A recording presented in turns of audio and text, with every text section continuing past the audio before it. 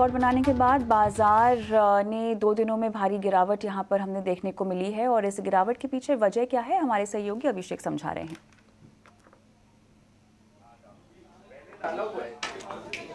कविता, निश्चित तौर पर बाजार में हम देख रहे हैं कि मुनाफा वसूली का प्रेशर है और अगर हम 2 दिन की बात करें तो निफ्टी में करीब 400 अंक है और निफ्टी बैंक में 1300 अंकों के आसपास की गिरावट आ गई है। आज के अगर हम प्रमुख हाईलाइट की बात करें तो रिकॉर्ड ऊंचाई बनाने के बाद हीरो मोटो के शेयर में लगातार 5वें सत्र में गिरावट है।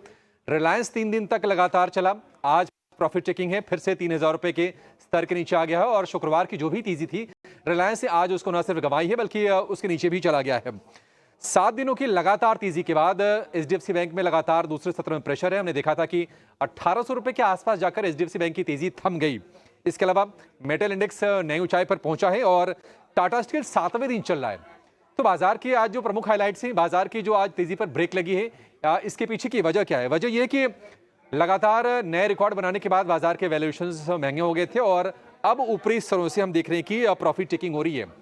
सितंबर की अकेले हम बात करें, 5-6 सितंबर के आसपास की तारीख थी जब निफ्टी बैंक के चलने की शुरुआत हुई और 400 अंकों की एक तरफा रैली हमने निफ्टी बैंक में देखी और अब हम देख रहे हैं कि प्रॉफिट टेकिंग आ रही है।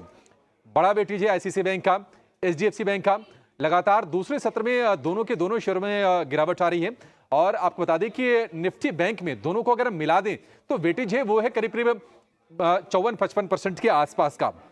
इसके अलावा चीन में स्टिमुलस को लेकर लगातार कई सारे कदम उठाए गए हैं और उसके चलते बाजार में कहीं ना कहीं भय ये बड़ा है कि एफआईआईज की बिकवा हो सकती है। हालांकि आप भी ये भी याद रखिए कि एफआईआईज की जो लॉन्ग होल्डिंग है वो बढ़ के पहुंच गई है 81% के आसपास।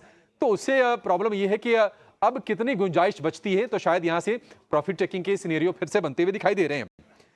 यही नहीं, हम देख रहे हैं कि श्राद्ध का महीना चल रहा था, अभी 2 अक्टूबर तक है और उसके चलते ऑटो शेयरों की जो रफ्तार है वो थमी है क्योंकि श्राद्ध के महीने में बिक्री कम होती है। आगे देखते हैं कि किस तरह की चाल होती है। हालांकि ब्रोकरेजेस का भी व्यू बहुत ही कंस्ट्रक्टिव नहीं आ रहा है।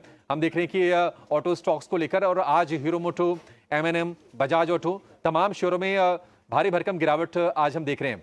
लेकिन अगर हम चीन की बात करें, हांगकांग की बात करें, जहां के बाजार में लगातार स्ट्रेंथ आ रही है स्टिमुलस मेजर्स के बाद, अगर हम सितंबर की बात करें तो सितंबर के निचले स्तर से चीन के बाजार, शंघाई की बात करें तो वहां पर हमने करीब करीब 18% का उछाल देखा है और इसके अलावा अगर हम हांगकांग की बात करें तो वहां पर करीब 22% का जबरदस्त हमने उछाल देखा है और उसके उलट रिकॉर्ड ऊंचाई से निफ्टी करीब 400 अंक, निफ्टी बैंक करीब करीब 1400 अंक और सेंसेक्स की बात करें तो 1250-1300 अंकों के आसपास की गिरावट आ गई है।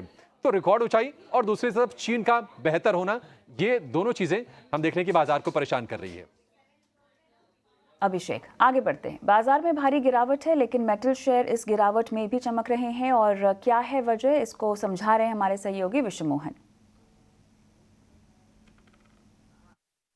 देखिए, लगातार 7वें दिन ये तेज़ी है और अगर शेयरों की सबसे पहले अगर बात करें तो यहाँ पर हिंडाल्को, जेएसडब्ल्यू स्टील और वेदांता जैसे शेयर तो रिकॉर्ड ऊंचाई पर है। पहले हम बात कर लेते हैं कि 7 दिनों में इन शेयरों में कितनी तेज़ी आई है। तो टाटा स्टील देखिए 7 दिनों में 13% से ज़्यादा चल चुका है। वेदांता में करीब करीब 14% की तेज़ी है, नए रिकॉर्ड हाई पे है। हिंडाल्को रिकॉर्ड ऊंचाई पर है, हफ्ते भर में 12% की तेज़ी आ चुकी है। इसके अलावा जेएसडब्ल्यू स्टील में 10%, नाल्को में 17% की तेज़ी आ चुकी है और सेल में करीब करीब 12% की तेज़ी हफ्ते भर में आ चुकी है। सबसे बड़ी वजह चीन से राहत पैकेज के बाद लग रहा है कि वहाँ के प्रॉपर्टी मार्केट में रिवाइवल होगा। प्रॉपर्टी में जितने भी मेटल्स के इस्तेमाल होते हैं वहाँ पर दाम बढ़ रहे हैं। कॉपर देखिए सितंबर में 11% से ज़्यादा की तेज़ी आ चुकी है। हफ्ते भर में कॉपर के दाम एलएमई पे 5.5% और कॉमेक्स पर कॉपर के दाम 7.5% बढ़ चुके हैं। सबसे ज़्यादा तेज़ी जिंक में आई है। जिंक में हफ्ते भर में 8% से ज़्यादा की तेज़ी और एल्युमिनियम में 6% से ज़्यादा की तेज़ी आ रही है। एक तरफ तो डिमांड आउटलुक में वहाँ पे सुधार दिख रहा है, इकोनॉमिक ग्रोथ में सुधार दिख रहा है। यूएस फेड से दरों में कटौती हुई तो लगा कि ग्लोबल ग्रोथ को भी उससे सपोर्ट मिलेगा और इसके बाद नवंबर में जब फेड की बैठक होगी तो ऐसी उम्मीदें लगाई जा रही है कि फिर से आधे % की कटौती होगी। 50% से ज़्यादा ट्रेडर्स मानते हैं कि फिर से आधे % की एग्रेसिव कटौती एक बार फिर से फेड की तरफ से हो सकती है। तो सारे ये फैक्टर ग्रोथ को सपोर्ट कर रहे हैं। इसके अलावा एक बड़ी वजह सप्लाई की चिंता है। जिंक के कई सारे स्मेल्टर्स बंद हो रहे हैं, वहाँ पर सप्लाई को लेकर चिंता है। एल्मुना के सप्लाई की चिंता, नॉर्वे से है, वहाँ के एक बड़े सप्लाई जोन से सप्लाई कम होने की संभावना है। कॉपर वेयर हाउसेस में थोड़े कम हो गए हैं क्योंकि डिमांड यहाँ पर लगातार बढ़ रही। तो सारे फैक्टर्स मेटल्स को सपोर्ट कर रहे हैं और उसका फ़ायदा साफ तौर से मेटल कीमतों पर दिख रही है और उसका असर मेटल शेयरों पर भी दिख रहा है। शुक्रिया विश्व मोहन तमाम डिटेल्स के लिए। और इसी के साथ कॉर्पोरेट कनेक्शन को हम यही समाप्त करते हैं। ब्रेक के बाद लेकर आएंगे स्टॉक फटाफट, बने रहिए हमारे साथ।